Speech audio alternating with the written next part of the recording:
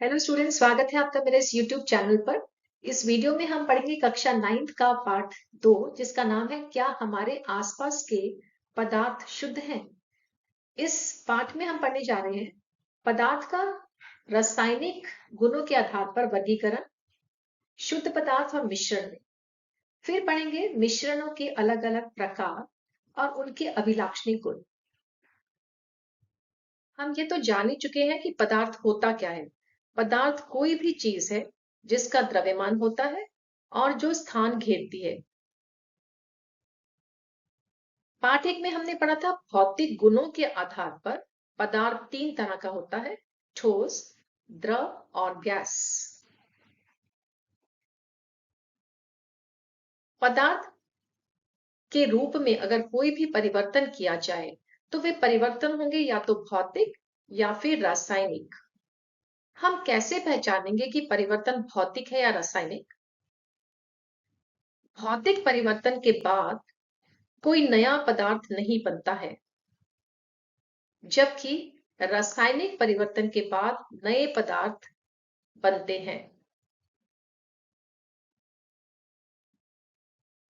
तो भौतिक परिवर्तन में तो कोई नया पदार्थ बना ही नहीं, लेकिन परिवर्तन के बाद भौतिक गुणों में, जो हमने पाठ्यक्रम में पढ़े थे, भौतिक गुण क्या होते हैं? पदार्थ का रंग, कठोरता, तरलता, घनत्व, गलनांक, क्वथनांक, अवस्था आदि में परिवर्तन हो सकता है। रासायनिक परिवर्तन के बाद पदार्थ के रासायनिक गुण या उसकी संरचना, जो उस पदार्थ की विशेषता थी, उसी में बदलाव आ जाएगा। इसे उदाहरण से समझते हैं।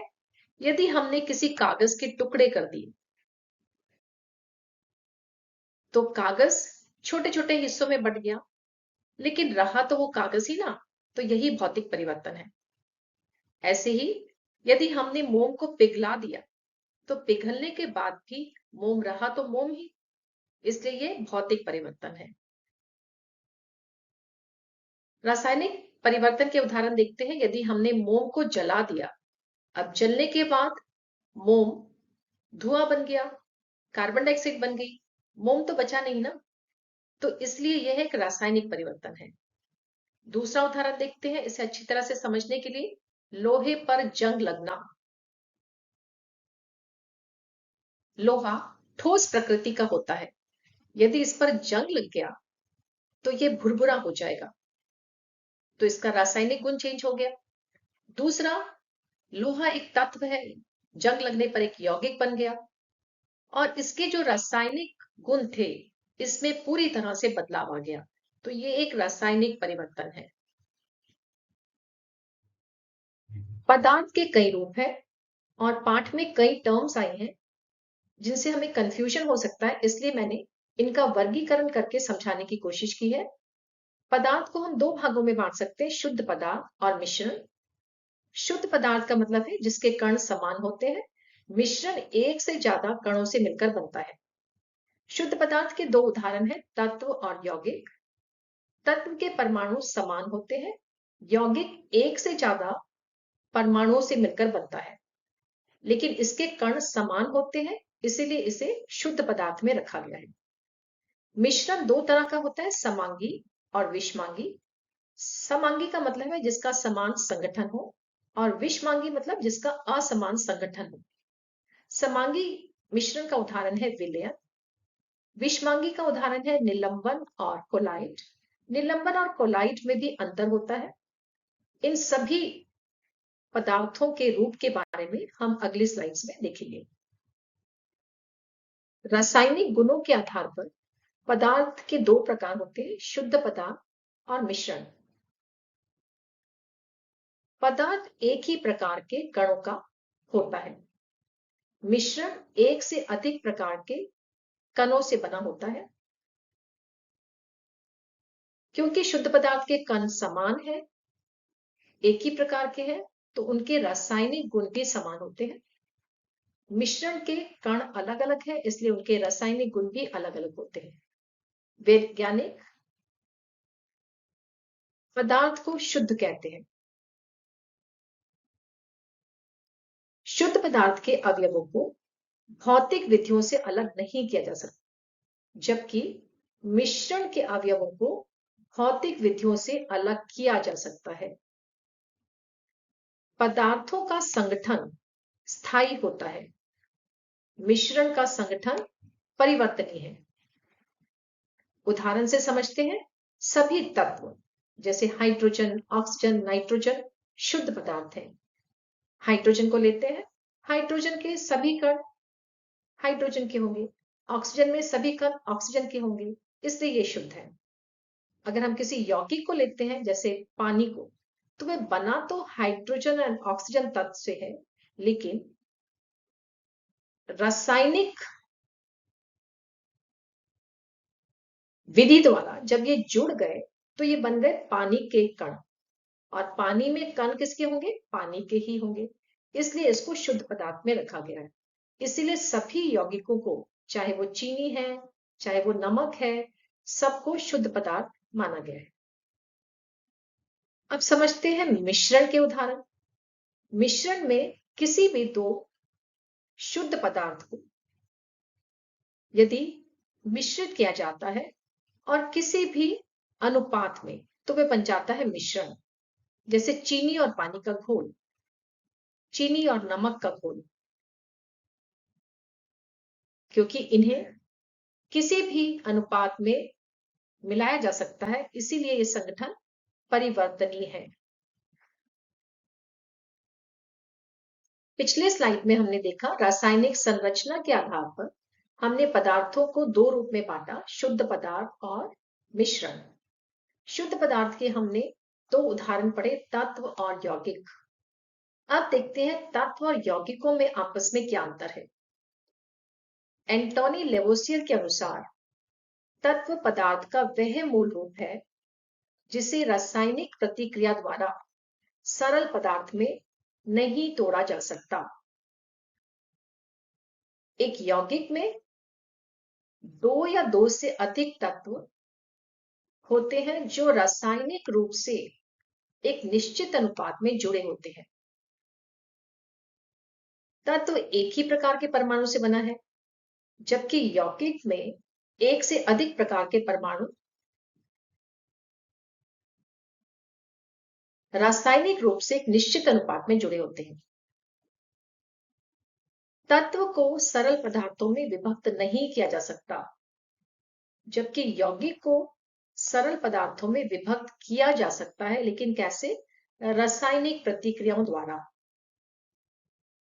तत्व के कुछ उदाहरण है ऑक्सीजन, हाइड्रोजन, तांबा, कार्बन, एल्युमिनियम। ऐसे ही यौगिकों के उदाहरण है जो एक से ज्यादा तत्वों से मिलकर बने हैं।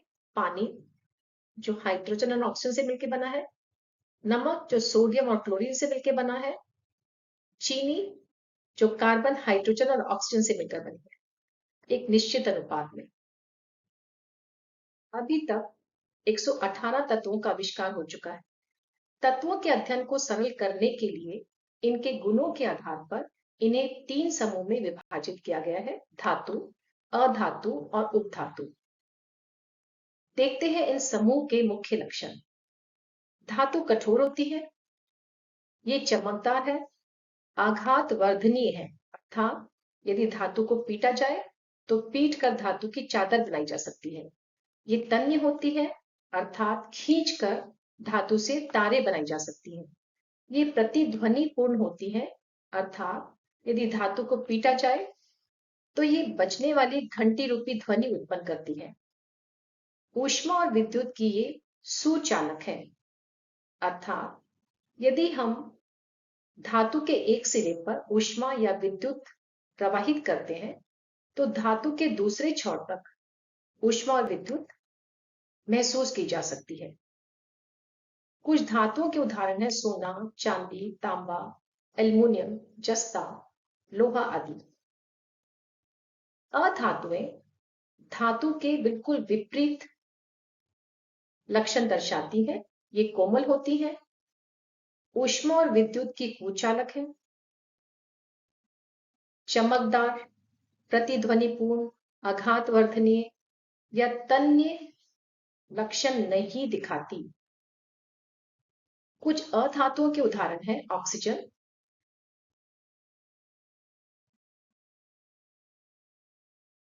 कार्बन,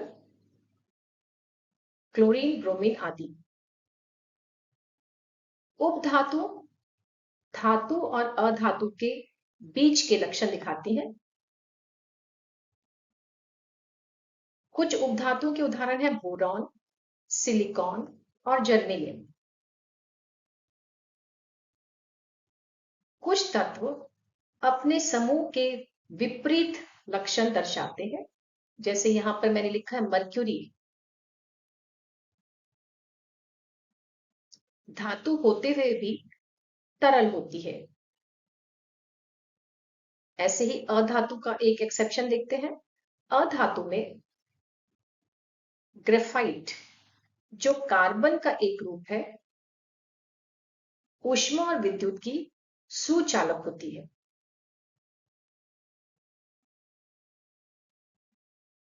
रासायनिक गुणों के आधार पदार्थ को शुद्ध पदार्थ और मिश्रण में बांटा गया। मिश्रण में शुद्ध पदार्थों के एक से अधिक घटक होते हैं, जैसे नमक और पानी या चीनी और पानी का मिश्रण। इनमें शुद्ध पदार्थों का अनुपात बदला जा सकता है, इसीलिए इसे मिश्रण कहते हैं। मिश्रण की संरचना के आधार पर इन्हें दो प्रकार, समांगी और विषमांगी में बांटा जा सकता है। समांगी मिश्रण में पूरे मिश्रण की संरचना समान होती है, इसका संगठन समान है। जैसे चीनी और पानी या नमक और पानी का जब हमने घोल बनाया तो ये एक समान दिखता है, इसमें हम चीनी या नमक अलग से नहीं देख पाते। जबकि विषमांगी मिश्रण में उसकी संरचना असमान है। उदाहरण से समझते हैं, यदि हमने रेत और पानी का मिश्रण बनाया तो हम उसमें से रेत और पानी को अलग देख पाए। ऐसे चीनी और नमक का अगर हमने मिश्रण बना दिया तो हम अलग से चीनी और अलग से नमक को देख पाएंगे, इसीलिए इसे विषमांगी मिश्रण कहा जाता है।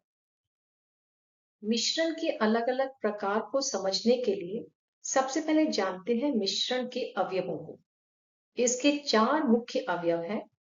पहला है विलेय और विलायक पदार्थ की अवस्थाएं। तो हमें विलेय और विलायक क्या है ये जानना जरूरी है।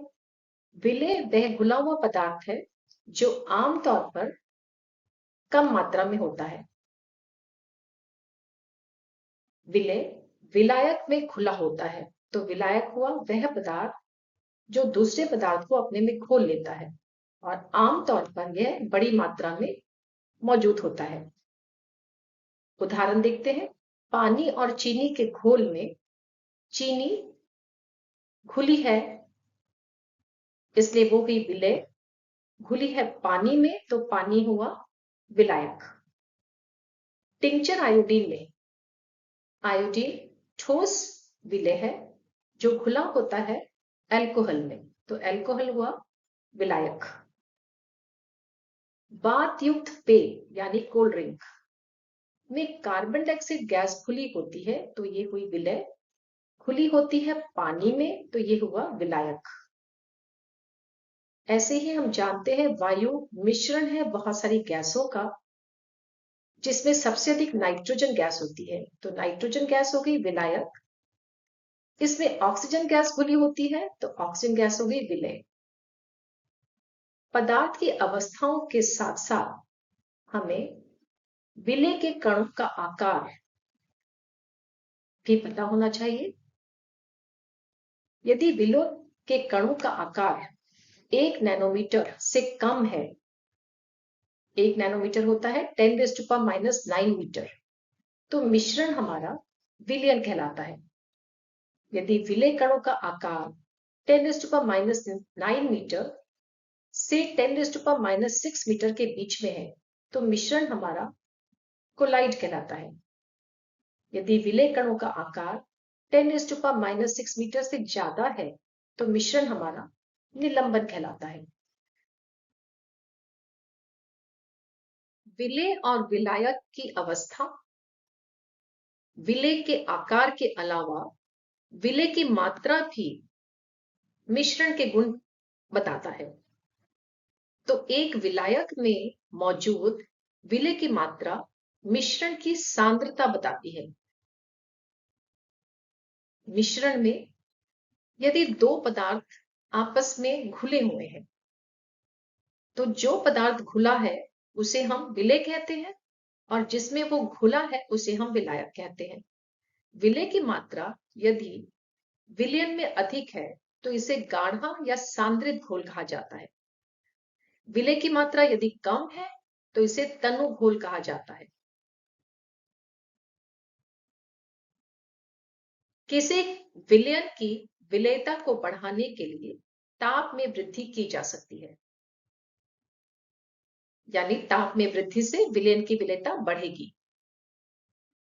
किसी निश्चित तापमान पर जब अधिक विलेय को उसके विलायक में नहीं घोला जा सके तो ऐसे विलयन को संतृप्त विलयन कहते हैं। इसे समझते हैं एक उदाहरण से। यदि हमने चीनी को पानी में घोला तो चीनी को ज्यादा घोलने के लिए हम तापमान में वृद्धि कर सकते हैं, लेकिन एक जगह ऐसी आएगी जब तापमान बढ़ाने पर भी अधिक चीनी पानी में नहीं घुल पाएगी। तो ऐसे ही विलयन को हम क्या कहते हैं? संतृप्त विलयन। एक विशिष्ट तापमान पर संतृप्त घोल में मौजूद विलेय की मात्रा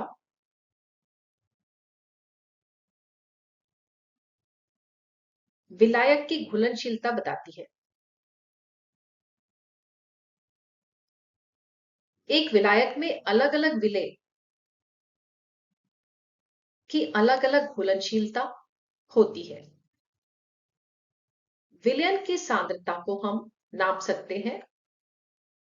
विलेय की मात्रा, जो द्रव्यमान या आयतन हो सकता है, को भाग करके विलयन की मात्रा से, जो द्रव्यमान या आयतन हो सकता है, इसे गुना करेंगे हम 100 से। इसका मतलब हुआ विलयन की सांद्रता को व्यक्त किया जा सकता है 3 तरह से: द्रव्यमान बटा द्रव्यमान प्रतिशत, आयतन बटा द्रव्यमान प्रतिशत, या द्रव्यमान बटा द्रव्यमान प्रतिशत द्वारा। विलेय और विलायक की अवस्था, विलेय के आकार के अलावा मिश्रण का तीसरा गुण है मिश्रण की स्थायिता। मिश्रण यदि घोल है किसी विलेय और विलायक का और विलेय के कण गुरुत्वाकर्षण के प्रभाव में पात्र में नीचे बैठते हैं तो ऐसे मिश्रण को अस्थायी कहा जाता है। निलंबन मिश्रण अस्थायी होता है। मिश्रण के दो और प्रकार होते हैं, विलयन तथा कोलाइड। दोनों ही मिश्रणों में विलेय कण पात्र में नीचे नहीं बैठते, अर्थात दोनों ही मिश्रण स्थायी हैं। विलेय कणों को देखने के लिए निस्पंदन तकनीक का प्रयोग किया जा सकता है। यदि विलेय ठोस अघुलनशील है तो उसे विलायक से अलग किया जा सकता है। विलयन को छानकर छानक पत्र द्वारा। छानक पत्र पर यदि कोई ठोस बचता है तो वह शेष कहलाता है। छानक पत्र से गुजरने वाला तरल छना हुआ द्रव कहलाता है। इस चित्र में आप देख सकते हैं छानक पत्र पर शेष बचा है, जिससे हम विलेय के कणों का आकार और मिश्रण के प्रकार का अनुमान लगा सकते हैं। मिश्रण का चौथा गुण होता है टिंडल प्रभाव। टिंडल प्रभाव हम देख सकते हैं जब प्रकाश की किरण निलंबित कणों से फैल जाती है और मिश्रण में से गुजरने वाले प्रकाश का मार्ग हमें नजर आने लगता है। इस उदाहरण से समझ सकते हैं जब सूरज के प्रकाश की किरण एक खिड़की के माध्यम से धूल भरे कमरे में प्रवेश करती है तो हमें रोशनी का मार्ग भी दिखाई देता है और कभी-कभी उसमें धूल के कण भी तैरते हुए नजर आते हैं। धुएं से भरे कमरे में भी हम इस सूर्य के प्रकाश का प्रकीर्णन या फैलना देख सकते हैं। जब प्रकाश एक छोटे से छिद्र से कमरे में प्रवेश करता है। ठंड में कोहरे के मौसम में तो आपने देखा ही होगा गाड़ियों की हेडलाइट्स जो बीम होती है वो हमें स्पष्ट रूप से फैली हुई नजर आती है।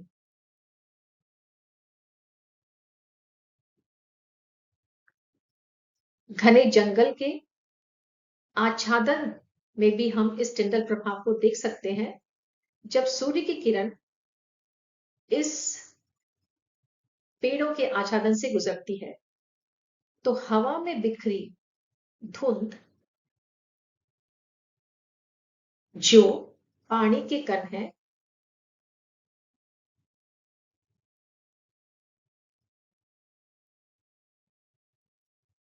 सूर्य की किरणों को फैला देते हैं जिससे हमें इस घने जंगल में भी प्रकाश की फैली हुई किरण नजर आती है।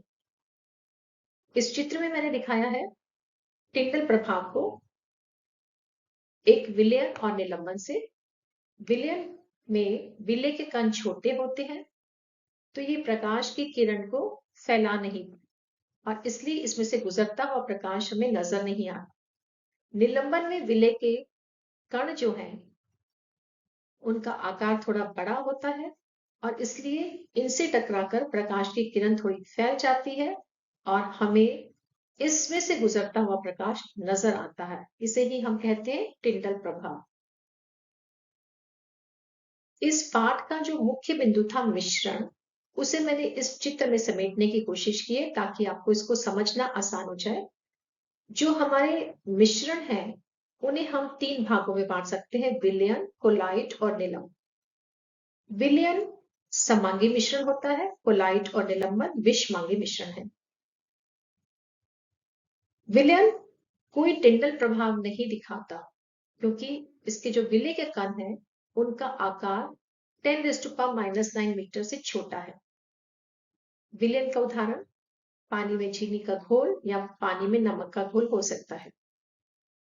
विलयन स्थायी है क्योंकि इसके कण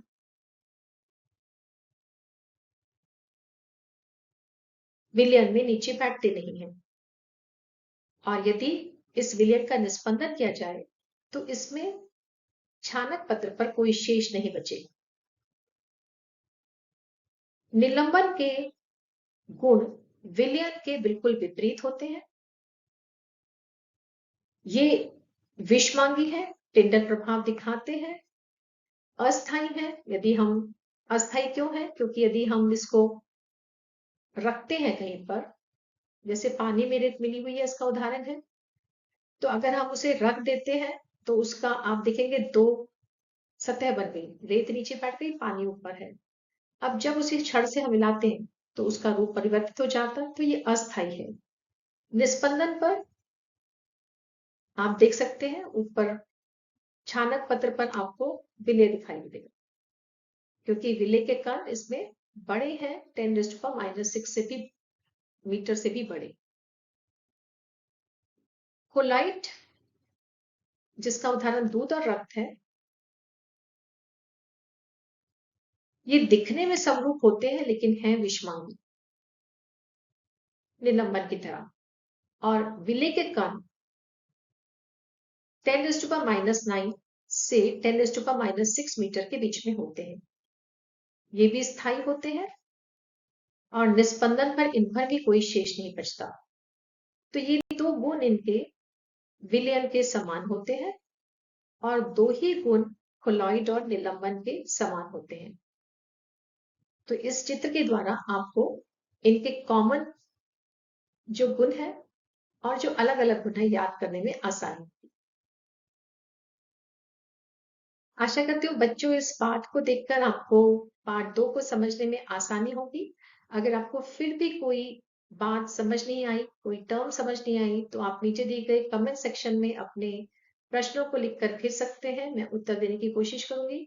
अगर आपने मेरा चैनल सब्सक्राइब नहीं किया तो सब्सक्राइब कीजिए ताकि आपको आगे आने वाले वीडियोस के नोटिफिकेशन मिलते रहे। Thank you for watching this video and have a nice day.